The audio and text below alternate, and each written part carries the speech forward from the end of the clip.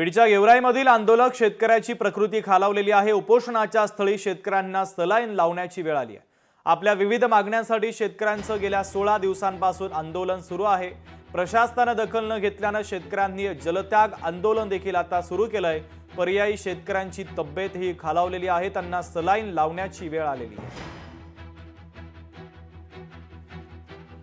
या उपोषणाचा आजचा 16 दिवस असला तरीही शासनाच्या वरिष्ठ कुठल्या अधिकाऱ्यांनी आता कुठलीही दखल घेतलेली नाही।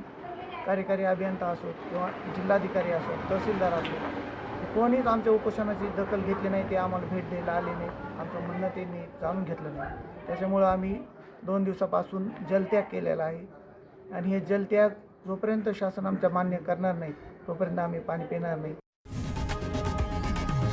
लोकशाही मराठी ऐका, पहा, जागरूक रहा।